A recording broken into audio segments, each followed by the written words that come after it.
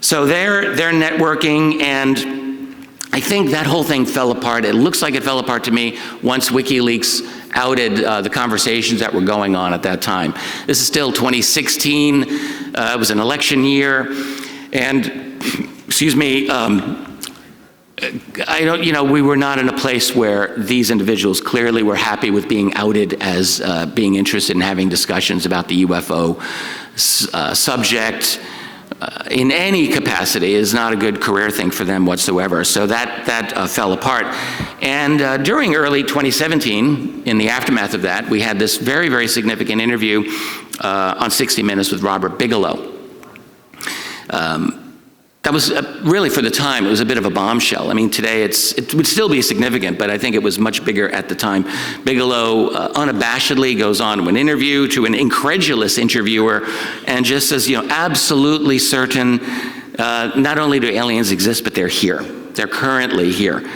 He didn't care. He stated openly, I don't really care what the public thinks. You want to be skeptical, you want to laugh, be my guest, I know the truth. And that was a really powerful statement. And again, we're seeing these moves and statements by a kind of I call them a faction, a group that has influence, that had some leverage. The ability to get on 60 Minutes is not everyone can do that. And he stated, he'd invested a lot of his own wealth into this. Of course, Robert Bigelow had been funding UFO events since the beginning of the 1990s. There was a very big abduction conference back at Harvard, which featured John Mack. Robert Bigelow funded that whole thing. That was, I think, 1992 or 93. And then he did the National Institute for Discovery Science. He has put himself out on the line, and he was unabashed about it.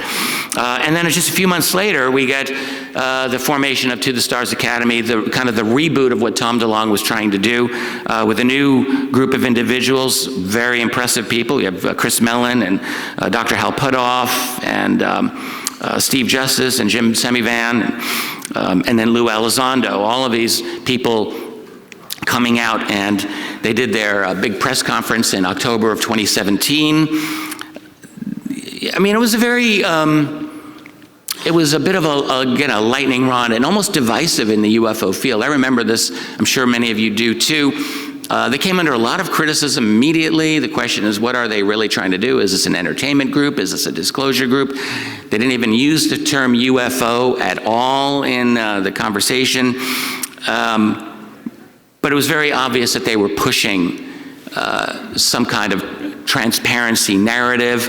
They talked about bringing some of the technology to the public, and it was all very interesting.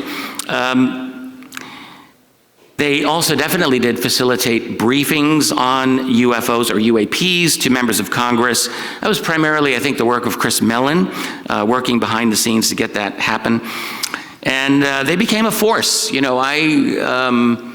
was always very much a supporter of what they were trying to do. I'm not saying that what they did every time was perfect, but I think they were pushing in a very consistent manner, and I'll discuss in a minute the obstruction that they were getting from the Pentagon bureaucracy. I think the two key people, retrospectively with TTSA, were these two gentlemen, Chris Mellon and Lou Elizondo. Mellon, of course, was a very high-level government official, still extremely well-connected.